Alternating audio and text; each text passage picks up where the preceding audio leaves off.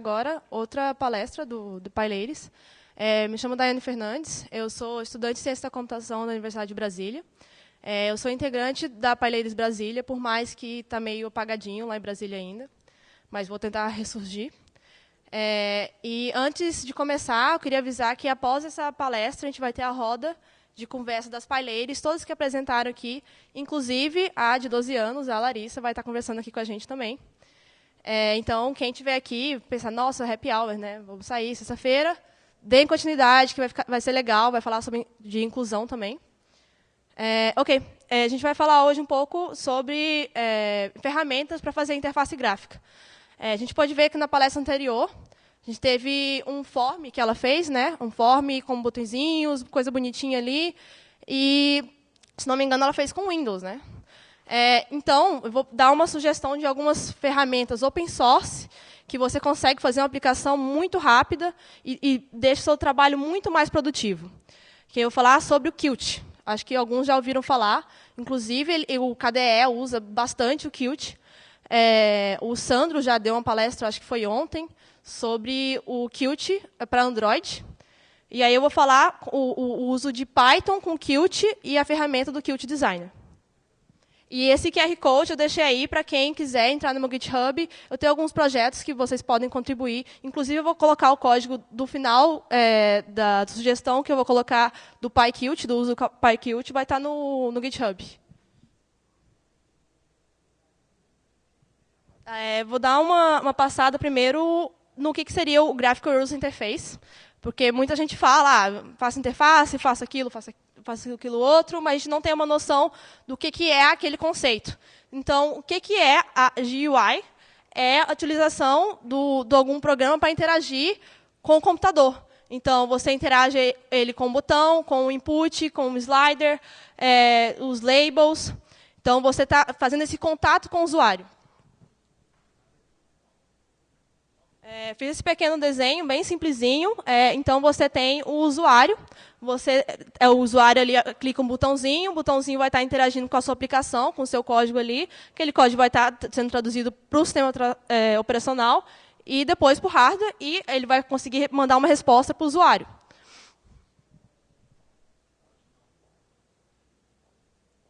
E para você fazer tudo isso, você sempre pensa, como que eu vou escolher uma ferramenta para fazer minha aplicação? Para quem é developer, tem muito problema nisso, de o que eu vou usar para não ter que preocupar tanto nessa parte do designer. Então, você procura ferramentas que agilizam o seu trabalho, que você tenha uma noção do seu layout final, que você facilite na modificação. Então, você faça um layout que você consiga refatorar ele com maior facilidade. E que você deixa possível que pessoas que não têm tanta familiaridade com o código para mexer naquela interface.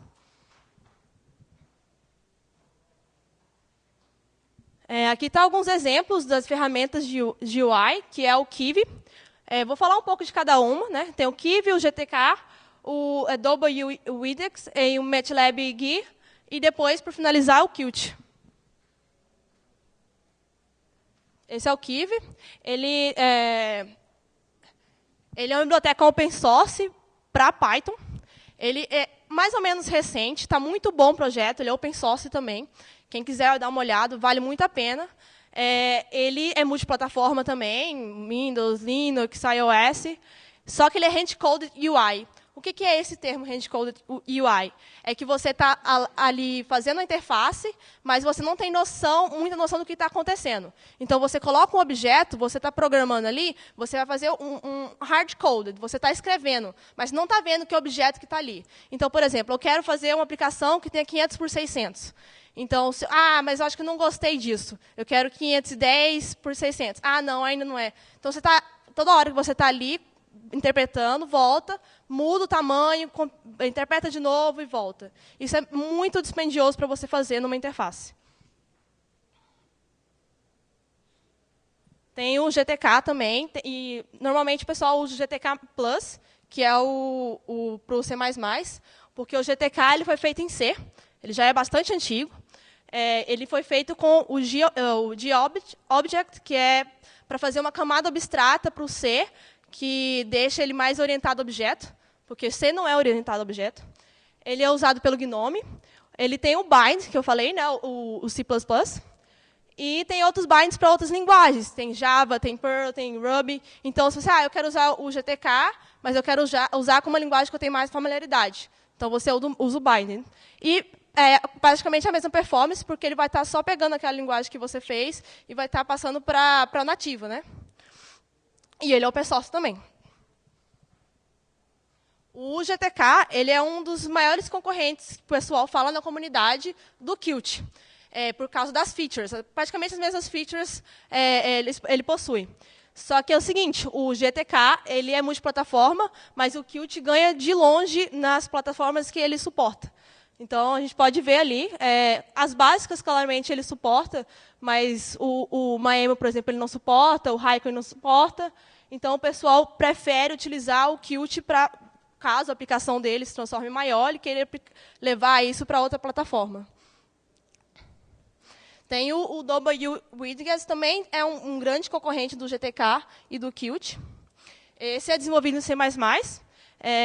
Bom, ele foi conhecido por WX Windows, então já é, né, alguma coisa ruim. O bind dele também tem Python, Smalltalk, Perl, Ruby, Java, Open Source, agora, né? Também para Windows, Linux. Só que é o seguinte, pelo que eu fui ver nesse, eu não tinha muito conhecimento dessas outras ferramentas. Para fazer isso aqui, eu fui lá, dei uma pesquisada nos prós e contras e vi que eles usam o Bakefile. Não sei se alguém aqui já chegou a usar Bakefile, ou o KeyMake. É parecido com o KeyMake, é um automatizador de processos ali para você estar compilando. E o Bakefile não é nada amigável para você compilar todos os seus pacotes. Então, não é tão amigável esse WX Widgets para fazer essa aplicação para interface gráfica. Isso da minha experiência, né? Não sei se alguém teve uma experiência diferente. Tem alguns sistemas que foram feitos com eles. O CodeBlocks foi feito com eles, o CodeLite também. O FileZilla, que é um cliente de File Transfer Protocol, também foi feito, e muitos outros. Esse foi o mais famosinhos que eu vi lá, o pessoal usou ele, né? O MATLAB, esse aí eu só fui descobrir onde eu trabalho, assim, o pessoal mais conservador ali já usa MATLAB mesmo para as aplicações matemáticas, e aí viu que tinha um GUI para o MATLAB. Então, o pessoal que já plota coisas ali, por que não vamos usar um GUI, né? Ok, o MATLAB, ele é muito bom se você já está lá fazendo aplicações mesmos e só quer botar um form ali ou um start para a sua aplicação. Mas ele é muito limitado. Por exemplo, o que eu vou falar do Qt, ele tem milhões de módulos que podem te ajudar. Tem módulo de banco de dados, tem módulo de network, mas o MATLAB não. E, ok, é muito válido se você utilizar o MATLAB. E tem o Qt. Eu tive uma experiência muito boa com o Qt. Eu trabalho num laboratório de robótica lá na UNB. E eu tive que lidar com o seguinte, o pessoal pediu para fazer uma interface gráfica, interface de som. E aí eu estava preocupada mais em fazer o quê? Funcionar, né? Eu queria que funcionasse minha interface de som. Mas eu não queria tanto me preocupar ali com a parte gráfica. E também não queria ter problema com sintaxe. O Qt ele foi desenvolvido em C++. Eu tinha que botar um módulo no meu Qt que tinha muito callback. Muito, muito, muito. Então, estava tendo muito problema com o sintaxe de C++, com a minha aplicação da interface de som. Interface de som, para quem não sabe, é Sound Recognize, é quando você fala alguma coisa e a gente consegue processar essa frequência, esse sound pattern, e você consegue gerar alguma coisa daquilo. Então, você consegue comunicar com o computador para fazer algum comando ou alguma aplicação para rodar, por exemplo. Então, eu tive muita dificuldade nisso e estava demorando muito, estava muito custoso. Então, eu utilizei, no caso, o binding do Python, muito bom. E fora que, quando eu fui desenvolver em Qt, a documentação dele é muito extensa. Então, qualquer coisa que você precisar, eles vão ter. Eu tive que mexer com o OpenCV para Qt, e eu queria saber como que transformava um objeto OpenCV para um objeto Qt, porque ele trabalha com os objetos próprios deles. Então, e eles tinham documentação disso, e era uma coisa bem, bem aplicada, assim. E você tem uma KDE também do Qt, que é o Qt Creator. E ele usa o KeyMake. O KeyMake, para quem desenvolve, sabe que ele é muito utilizado nos sistemas. E ele é open source.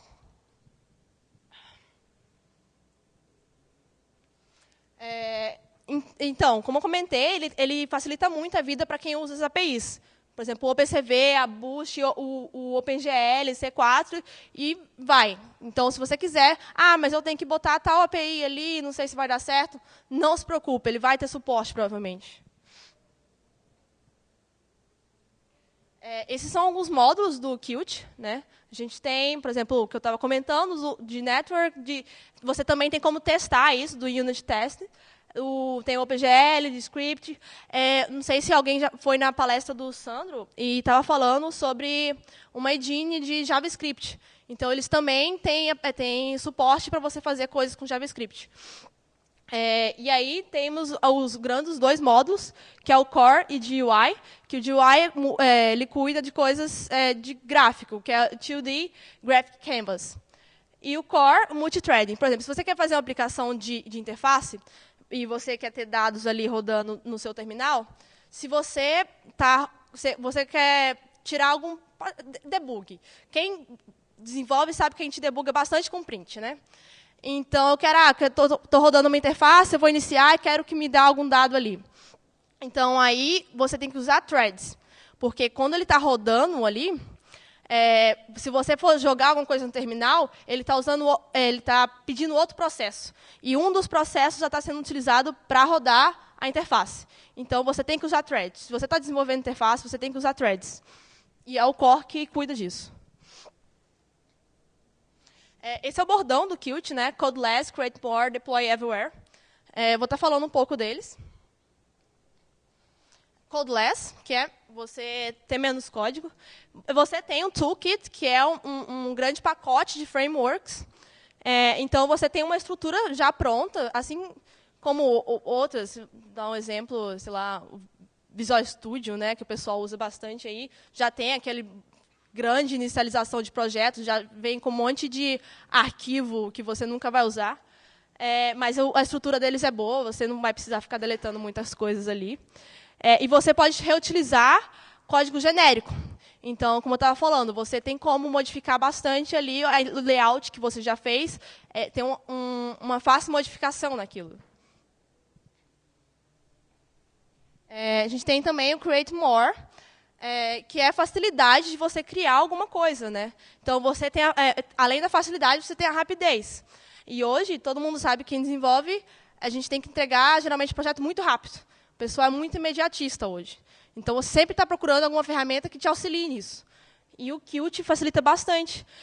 Algumas ferramentas, por exemplo, quem gosta de IDE, tem o Qt Creator, porque ele já faz build completo ali de toda a sua aplicação. Tem o Qt Design, que eu vou estar falando também, que ele é uma interface para você fazer interface. Para você pegar um botãozinho ali, arrastar e botar na sua interface. Tem o Qt Assistant, que é para documentação, e o Qt Linguist, que é para editar arquivos de tradução. E tem o Deploy Everywhere, o implante em qualquer lugar, né? Está um pouco cortado, porque deu algum problema aqui.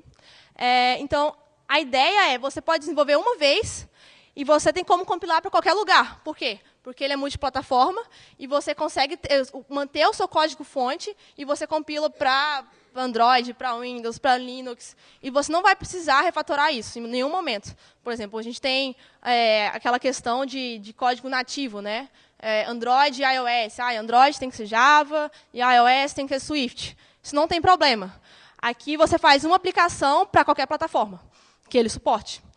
No caso, Windows CE, o Linux, embarcados, OS. Por exemplo, eu estou usando para desktop, na minha aplicação com Qt. E também uso o Raspberry, que é o Linux, né? Então, eu pego a mesma aplicação e rodo em várias plataformas. E não muda nada. Os usos, o Qt, pelo que eu soube, assim, dei uma pesquisada, o Skype foi feito pelo Qt, com Qt. o VLC também, mas essas aplicações que eu botei aqui são as aplicações atuais que o pessoal está usando no Qt. Vocês podem pesquisar ali no site do Qt, tem lá o pessoal falando sobre isso, que é LG, Panasonic, Sky. Vou mostrar alguns exemplos. Tem a LG. A LG está usando para fazer o Smart TV. Se você vê alguma interface da LG, vai ser Qt. Então, já não está só aqueles softwares mais escondidos, né? Já agora está pegando empresa grande. Tem a Navico, que é navegação marítima também. Não sei se acho que não chega a ser touchscreen, mas eles fizeram toda a interface dele com o Qt. E tem a Panasonic também, que é sistema de entretenimento a bordo. Então, eles fazem isso para executar filme ou algum entretenimento lá, aquelas viagens de 24 horas. É muito bom isso. E é desenvolvido com Qt. O que eu tinha falado da ferramenta que facilita, né, que é o Qt Design. Desde o começo, eu tinha esse problema de, eu quero fazer uma coisa rápida, mas eu quero fazer uma coisa que facilite minha vida. Então, e como eu comentei do Kiwi, que você tem que escrever aquele código para você depois interpretar e ver o que está acontecendo, vai muito nessa terminologia, que é what you see is what you get. O que é isso? Ele é bem divulgado, assim, mas não tem tanto conceito nisso, né? Mas justamente o que você está desenvolvendo ali vai ser o que você vai pegar. Então, no exemplo do que você faz ali com o Qt, por exemplo, isso aqui é a interface do Qt Design, que você tem milhões de escolhas aí para você fazer o seu UI, que é push button, que é para você apertar, tem ali as grids em cima, é para você deixar ela mais alinhada. Por exemplo, eu quero deixar o meu form em horizontal, não quero que deixe um acima ou outro embaixo. Então, você pega dois elementos, bota um layout, e ele já enquadra aquilo para você, ele já alinha para você. Então, por exemplo, ali eu botei dois layouts, e claramente a gente pode ver ali, né, o layout vertically.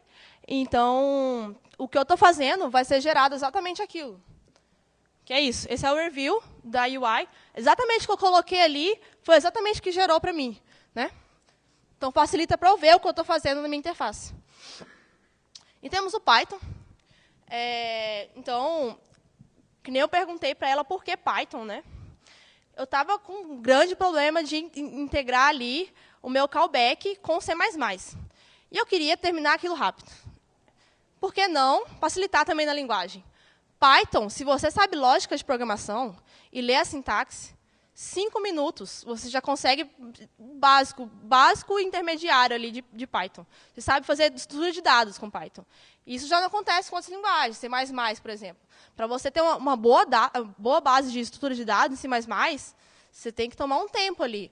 Principalmente se você não utilizar a STL, que é uma biblioteca para estrutura de dados. Tem vector, tem pair, tem map, mas o Python ele já deixa aquilo muito fácil para você. Então, até fiz uma brincadeirinha aí com o map e com o lambda, porque o Python é uma linguagem de altíssimo nível. Então, o que você está escrevendo ali, você vai compreender, vai ser muito legível. Orientada a objetos, funcional, interpretada, tipagem forte. O que é essa tipagem forte? Você, em C, por exemplo, você tem que falar, eu quero um int, aquilo. Eu quero uma string, aquilo. Não, o Python ele consegue pegar aquele dado e saber o que é e botar naquela variável. Então, isso é tipagem forte. E é dinâmica, modular, multiplataforma e, com certeza, de fácil aprendizado. E, por exemplo, esse map lambda que eu fiz aí, isso é a demonstração de ser funcional, que é uma função que recebe outra função. Mas isso é Python 3, né? Porque o Python 2 não tem esse print funcional aí. Então, o pessoal fez um bind do Qt que chama PyQt, que é uma junção ali dos dois logos.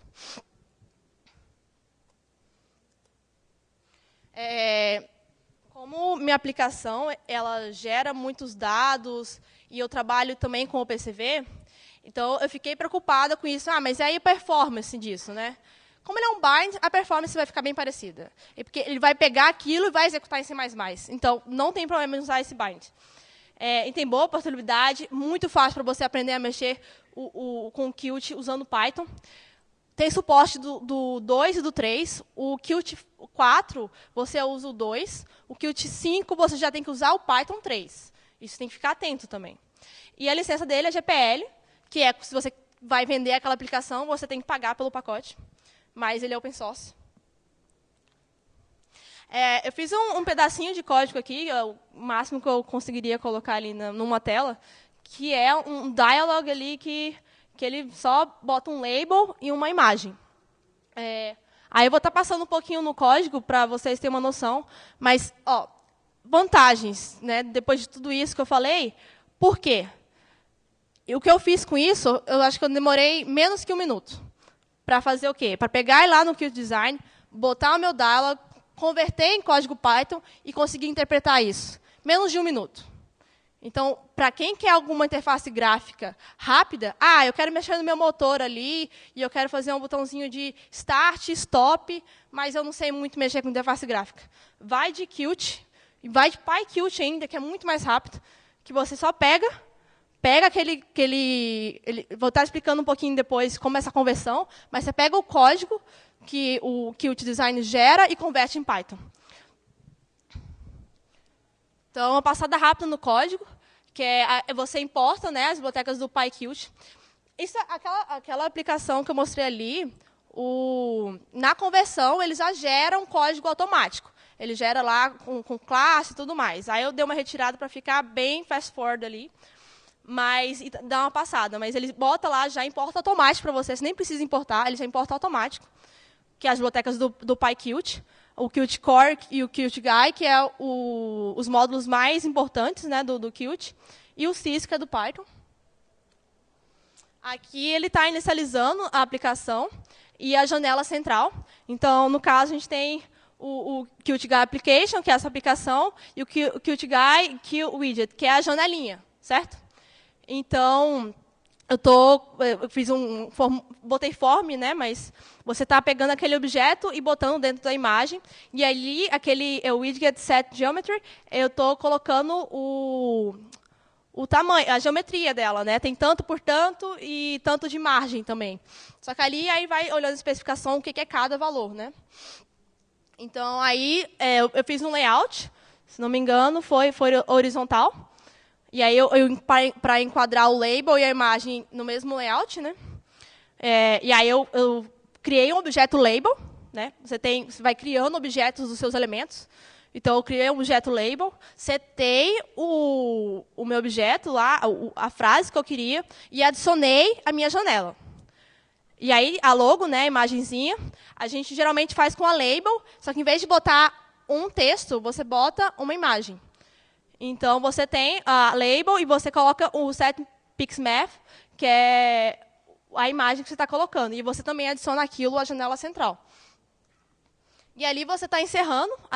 Quando você clicar lá no xizinho, ele vai estar encerrando a aplicação. Então, quando você utiliza o Qt Design, você tem aquela interface que eu mostrei, que é a interface para gerar a interface.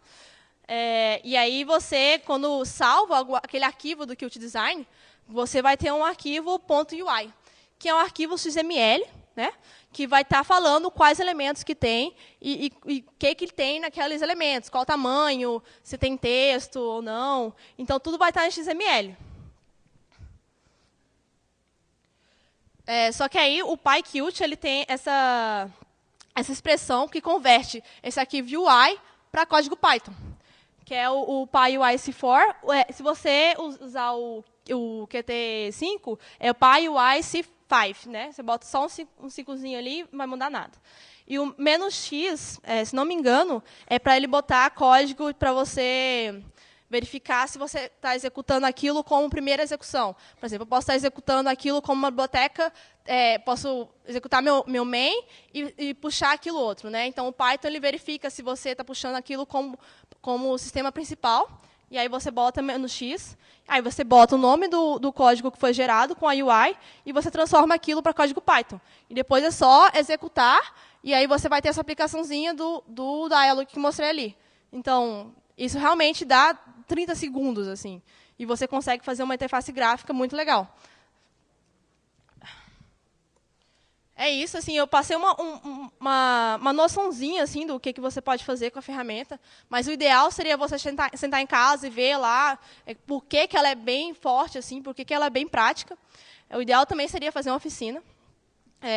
Então, recomendo, quem quer fazer coisas rápidas e deixar seu trabalho mais produtivo, PyQt, com certeza. Ali eu botei alguns links, se vocês tiverem interesse, das PyLadies, porque todo o mini-evento que teve aqui, desde as duas, foi das PyLadies, né? Então, se vocês quiserem, por exemplo, eu quero criar a PyLady na minha cidade, converse com as meninas que estão aqui. O PyQt também, tem a documentação ali no site, Python e o Qt. E é isso, muito obrigada.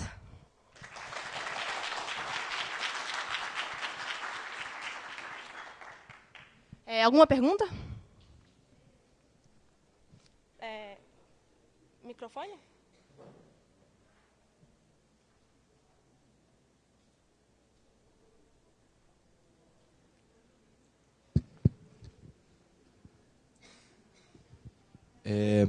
Olá. O seguinte, eu vi que você acaba gerando um código XML, certo? Fazendo esse parse para a linguagem que você quer trabalhar.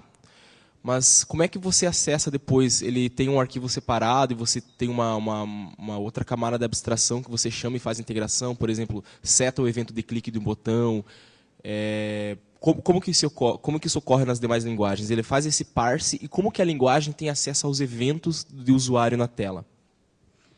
Então, esses dois comandos que eu tinha mostrado... deixa eu voltar para o código. Assim que você botou aqueles dois comandos, né, que é o PyUIC, você está gerando esse código Python. Então, não sei se você chegou a ver a palestra penúltima que teve, que a menina fez um interpretador de linguagem, né? Então, ele está pegando um binding ali, você tem a linguagem, ele vai pegar aquilo e já vai fazer em C++. Então, o C++ também vai estar puxando aquela biblioteca do Qt e vai estar executando isso. Mas, assim, você não vai ter essa noção. É tudo debaixo dos panos. O que você vai ter é o Python, e aí você vai interpretar, e ele já vai gerar aquela aplicação sua. Você não tem noção ali você não vai ver código C++, por exemplo. Tipo, ele vai pegar coisa do C++ com Qt, entendeu? Por exemplo, aquele import que eu fiz do PyQt 4, ele está fazendo aquilo, faz um passo para gerar em C++, e no C++ que ele está puxando a biblioteca. Exatamente. Ou, melhor ainda, né, seria você deixar esse arquivo UI separado, aí você faz o seu main, e aí você importa como aquela parte de interface. E aí você pega essa interface e você fala, esse é um objeto da interface, e assim você segue para fazer alguma aplicação mais robusta. Mais alguma pergunta?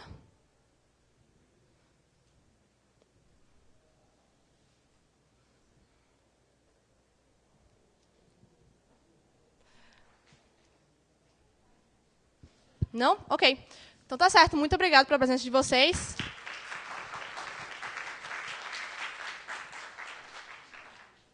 E agora